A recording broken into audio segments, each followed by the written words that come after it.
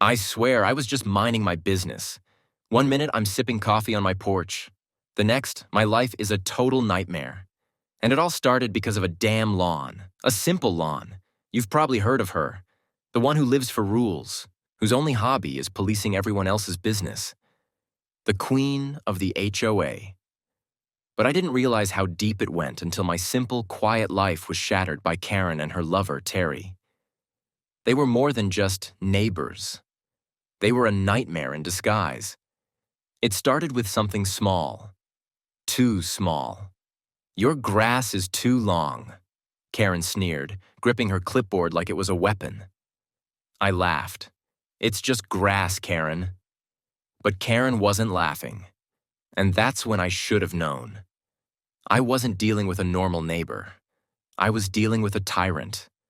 At first, it was just the occasional glare. Then I started seeing her car slow down in front of my house. Every single day. It wasn't just about the grass anymore. Karen was watching me, studying me, planning her next move. If Karen was the enforcer, Terry was the puppet master. I saw it in the way she glanced at him during HOA meetings, waiting for his nod before she spoke. And when he did speak, it wasn't loud, but it was final. Like he didn't need to shout. He already knew he had control. Terry was the one behind the scenes, pulling all the strings, helping Karen take her petty power trips to a whole new level. I thought I could stand my ground, but Karen and Terry weren't playing fair. It wasn't about a lawn anymore. It wasn't about trash cans or fences.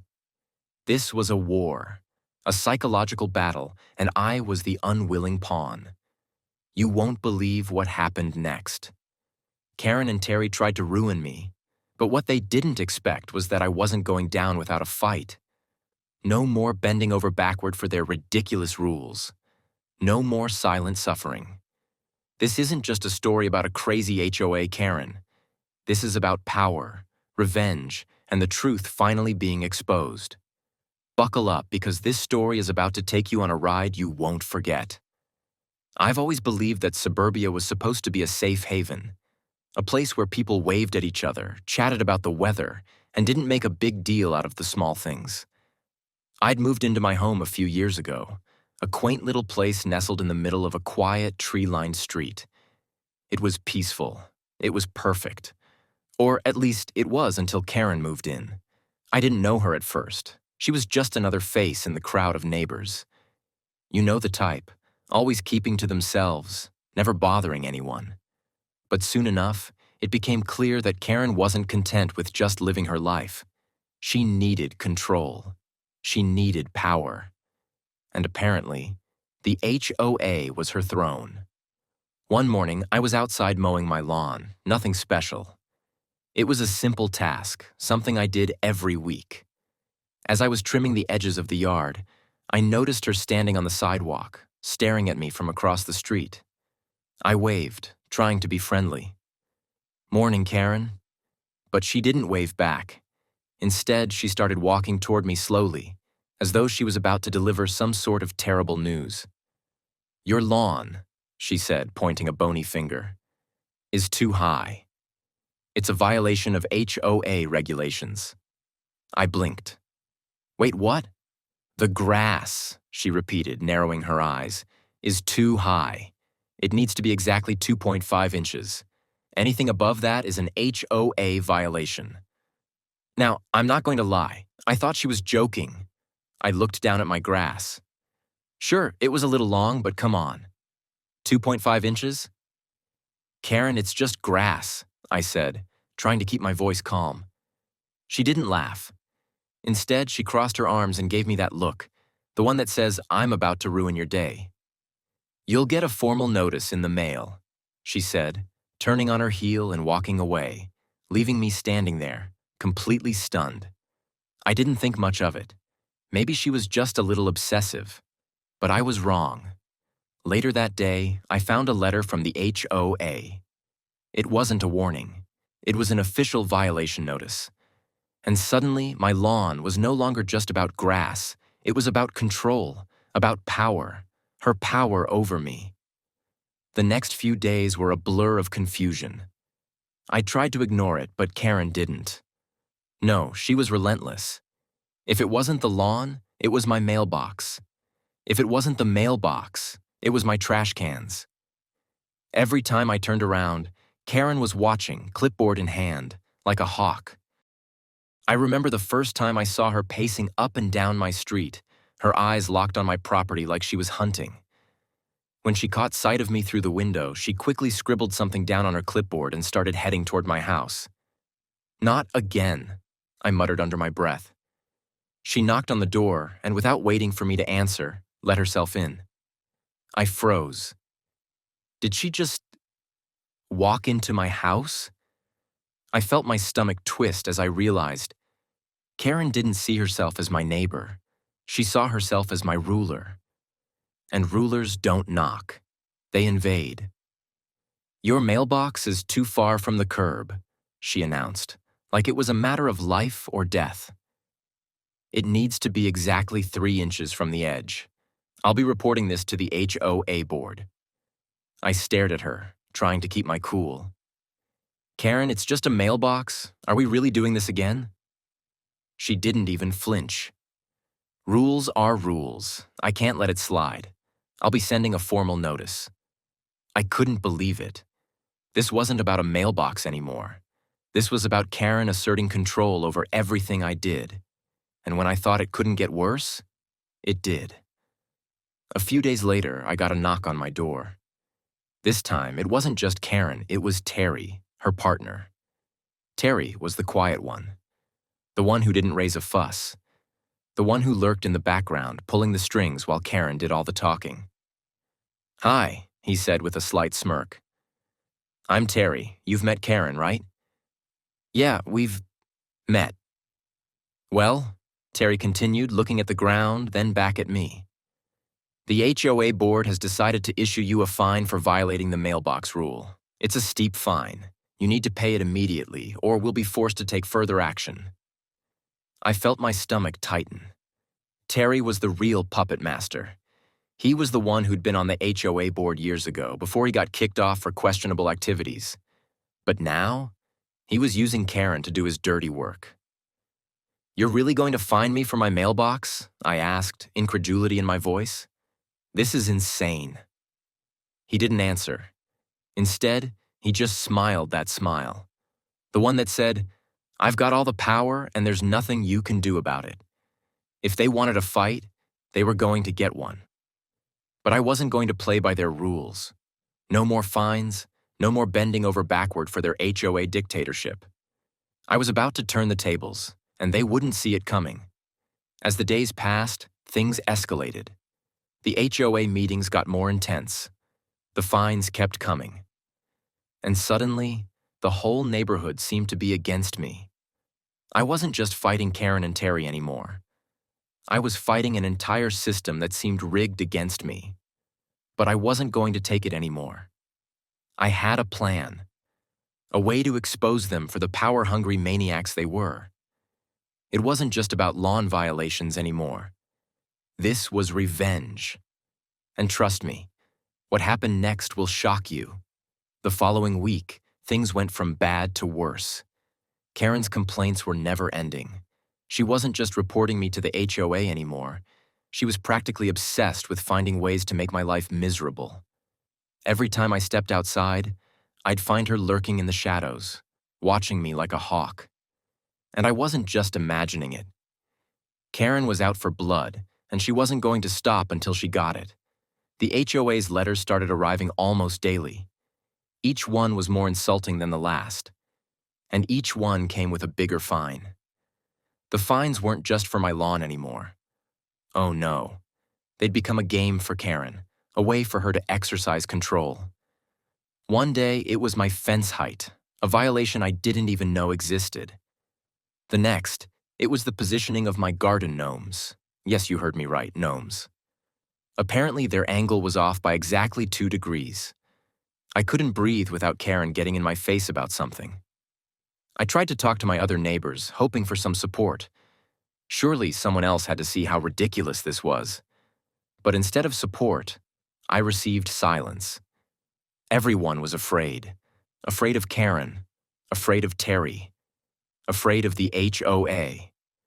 It was as though the entire neighborhood had become her territory, and anyone who tried to stand against her was crushed. The tension kept building. Karen's smugness grew with each new fine. Terry, lurking behind the scenes, would show up every so often to check on me. His visits were never friendly. It was clear he had a hand in every letter, every fine. I was up against a team that was unbeatable. Or at least, it felt that way. But something snapped inside me. I couldn't let them win. I couldn't let them turn me into a puppet in their sick little game. I'd had enough. I started documenting every single interaction, every complaint, every fine. I knew I had to expose them. If I didn't, Karen and Terry would have their claws too deep in my life to ever get out. But there was more at play here than just petty neighborhood disputes. As I started digging into the past, I uncovered things I never expected. Things that would change everything. I spent hours going through the HOA's records, piecing together the strange behaviors of Karen and Terry. At first, it seemed like petty, ridiculous complaints. But the deeper I dug, the more I realized. Karen wasn't just out to control me. She was in it for something bigger. As it turned out, Karen had manipulated her way onto the HOA board, and Terry, her partner, had been a former board member with a history of questionable decisions. The more I uncovered, the more I realized that their relationship wasn't just about love. It was about power. Terry had been kicked off the board for fraudulent activities, and now he was using Karen to regain control. Karen wasn't just some lonely woman in a small neighborhood. No, she was an opportunist.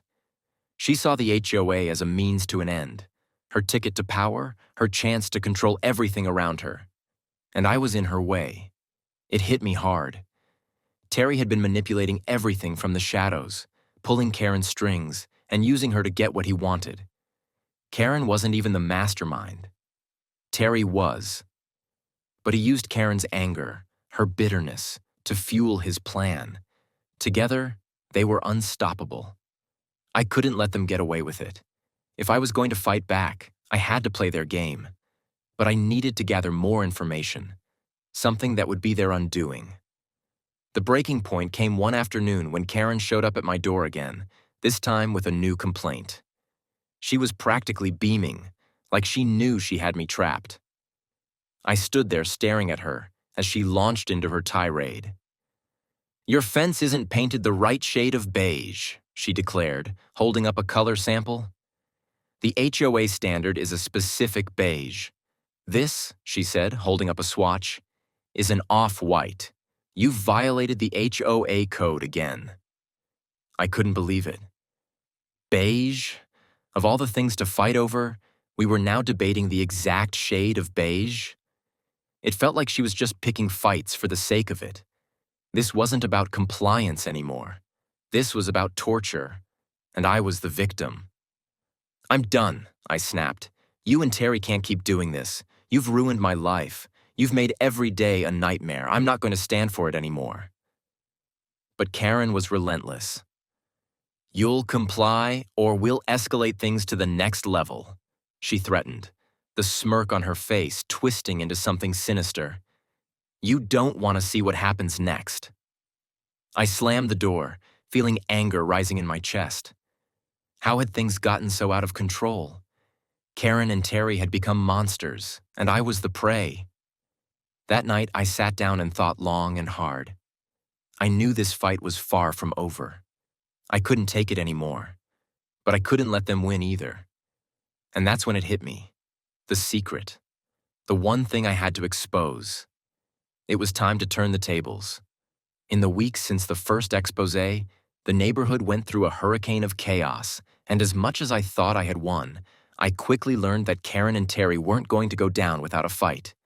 If anything, they were now desperate, and desperate people are dangerous. You know the old saying, when you're cornered, you fight back harder. So here's the truth.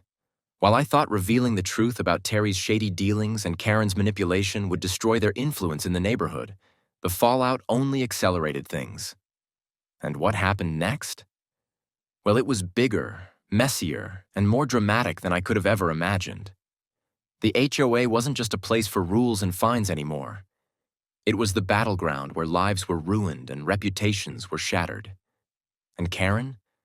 Oh, she was about to go down swinging. The moment I laid everything bare in the HOA meeting, I thought I had won. I had exposed the truth.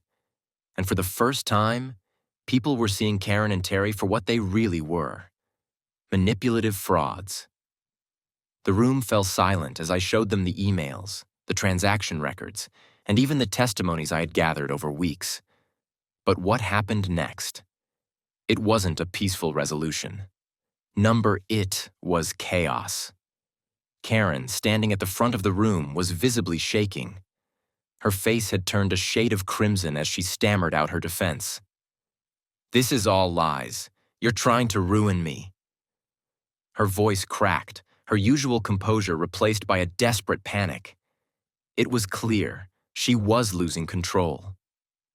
Karen's voice wobbled as she turned to the crowd, trying to force a smile. "Come on, guys, you know me. I've only ever done what's best for this community." But no one was nodding. No one was standing up for her.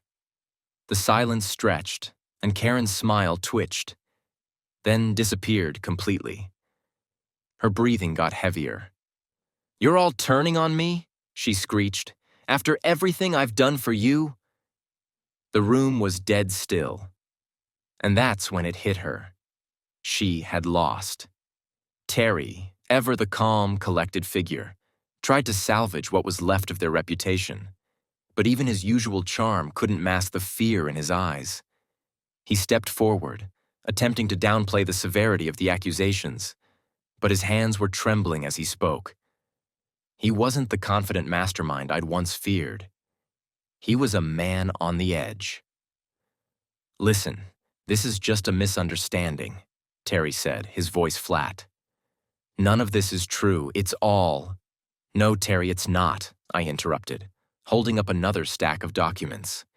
"You've been running a real estate scam under the guise of the HOA.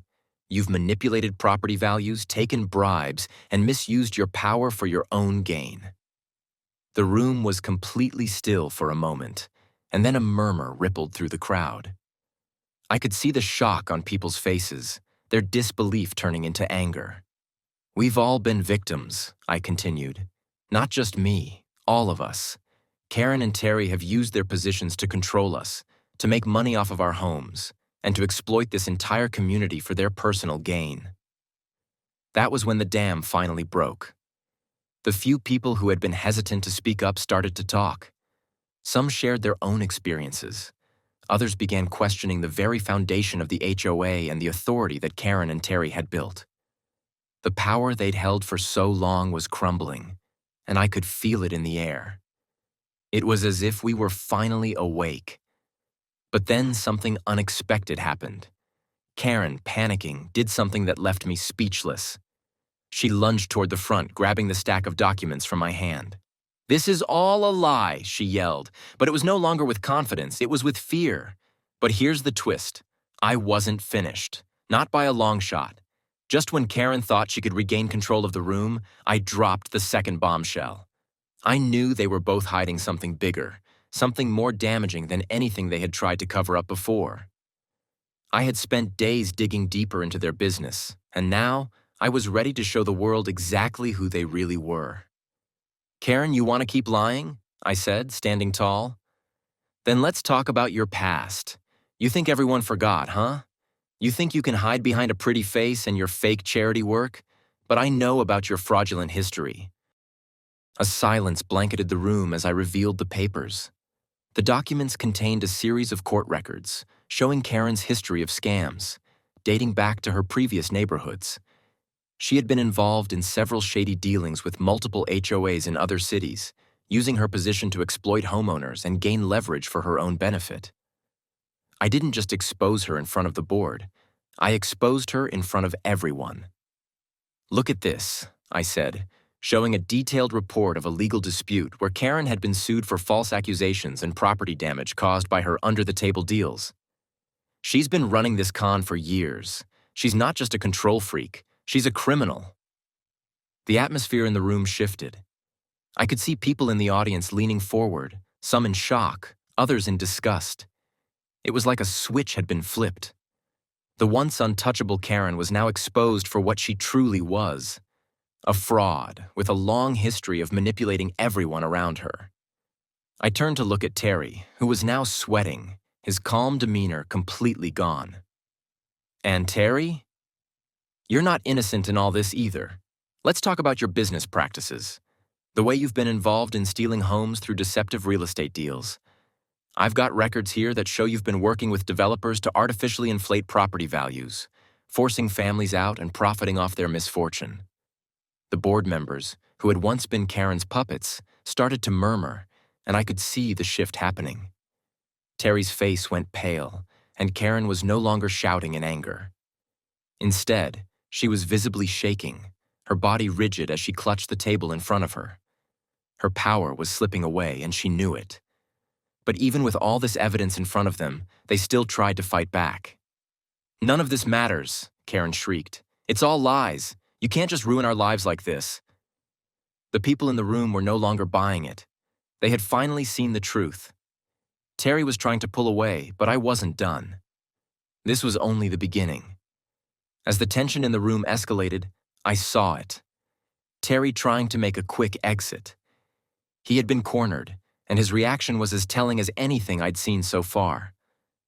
While Karen was still trying to play the victim, Terry was slipping out of the meeting room, likely thinking that if he could just get away, the storm would pass. But I wasn't about to let him off that easy. "Terry, where are you going?" I called out, my voice cutting through the noise. But it was no use. He was already halfway to the back door, trying to make a run for it. He had been caught in the act, and now he was running scared. "You can't just leave," I shouted after him.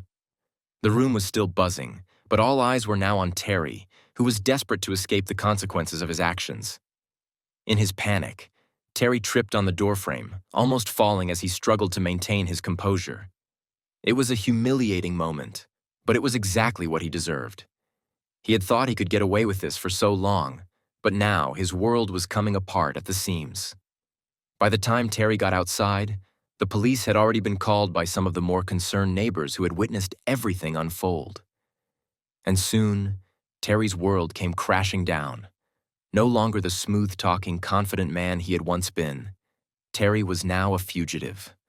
The first part of the aftermath was already unfolding, but there was still so much left to uncover. Karen and Terry were exposed, their power crumbling before their eyes. But what happened next? The true fallout would stretch far beyond the walls of that HOA meeting room, and the consequences would be even more dramatic than I could have ever predicted. Terry was gone.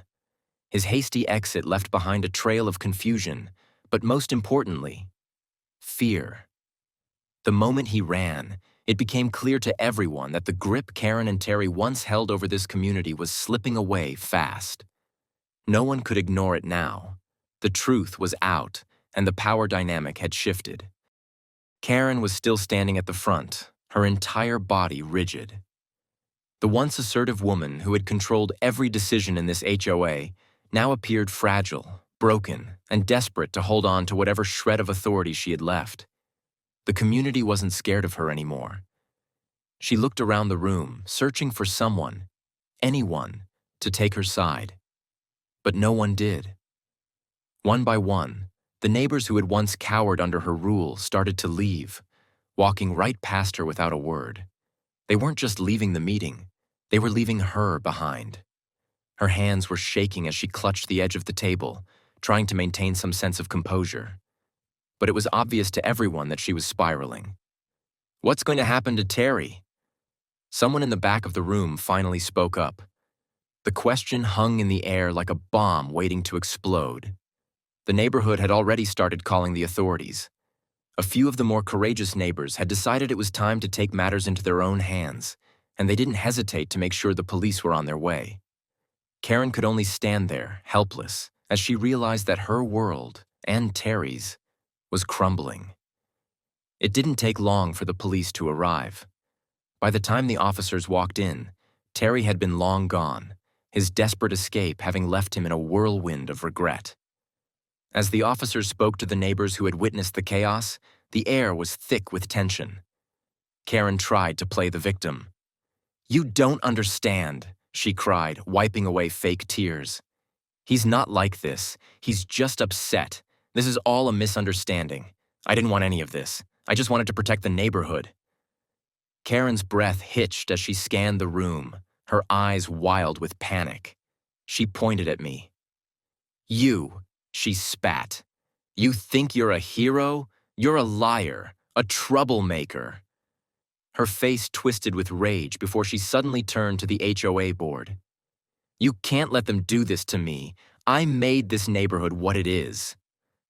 But the board members only looked away, ashamed. Karen's hands balled into fists, her voice breaking. "Please," she whispered, voice trembling. "Please, don't do this to me." But no one was buying it, not anymore. People from the neighborhood who had been quietly intimidated by Karen for years started speaking up. They shared their experiences of manipulation, of rules that didn't apply to her and Terry, and of how they had been forced into a corner by their twisted version of justice. As they spoke, Karen's mask slowly fell, and the woman who had once seemed invincible was reduced to nothing more than a pathetic liar. But that wasn't all. The real revelations were just beginning. The next few days were beyond chaotic. News of the HOA scandal spread quickly through the community, and with it, the pieces of the puzzle that no one had been able to put together for years. With Terry gone, Karen was left to face the music alone. But the music wasn't sweet. It was a harsh, discordant tune that played over and over as everyone began to talk. As more neighbors came forward, more hidden truths about Karen and Terry's schemes were revealed. People I never thought would speak out began sharing the horrible details of their experiences.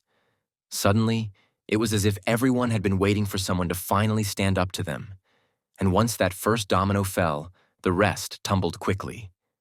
Karen had used her power to force people to pay ridiculous fines for trivial violations, many of which were entirely fabricated.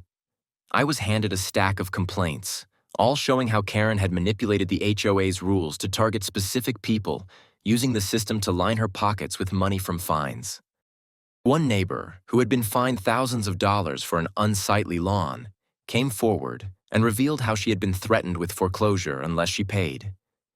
It wasn't the first time Karen had made similar threats, but this time, the neighbors were empowered.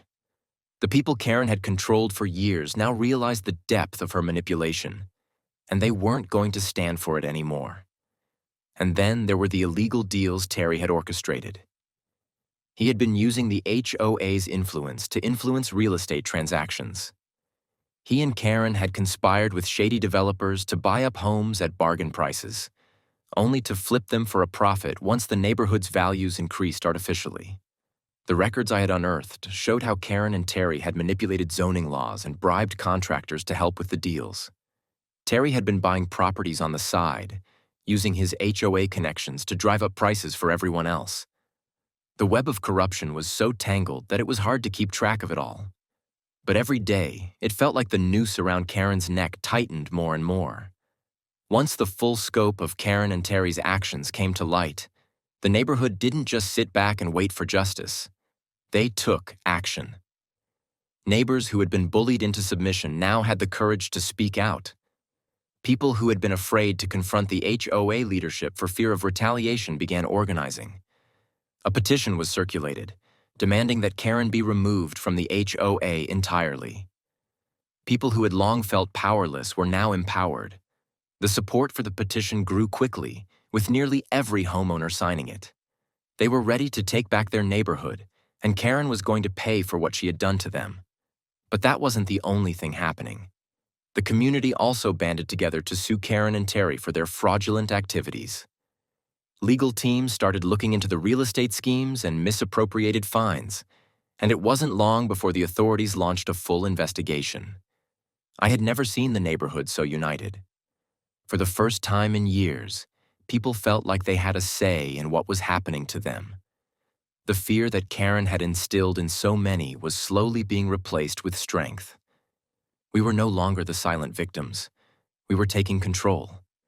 But even though Karen and Terry had been exposed, it wasn't over yet. Karen wasn't going down without a fight. She tried every trick in the book to save face. But it was too late. Her final stand came when she tried to publicly defend herself one last time at a community meeting. I watched her from the back of the room as she made her case.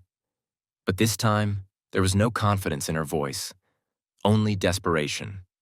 "You don't understand," she pleaded. "I was only trying to protect the community. I wanted to make sure everything was in order. I never meant to hurt anyone. Terry and we were just trying to help. But it wasn't working anymore. No one was buying it. The people who had once been too intimidated to speak up were now standing tall in front of her. They were no longer afraid of Karen's threats or her manipulative tactics. As Karen's final defense crumbled, I stepped forward. "Karen," I said, my voice calm but firm, "it's over. You can't lie your way out of this anymore." With those words, the last shred of her authority evaporated. Karen stood there, her face pale, her lips trembling, as the community turned their backs on her. Terry was still gone, and Karen was left to face the consequences of her actions alone. In the weeks that followed, Karen's downfall was swift and unrelenting. She was removed from the HOA, her influence completely destroyed. The community took legal action against her and Terry, and both of them were facing serious charges. As for the neighborhood, we had finally reclaimed what was rightfully ours. The HOA was restructured, and people were finally able to live in peace. The dark cloud that had hung over us for so long had finally lifted. But there was one thing I'll never forget about this whole ordeal. It wasn't just about exposing Karen and Terry. It was about empowerment. The community had come together to dismantle the corruption, and in doing so, we had created a new foundation for the future. The HOA no longer had the same power it once did. And the residents of the neighborhood? We had learned a powerful lesson. Never let anyone manipulate you, no matter how powerful they seem. In the end, the truth always wins.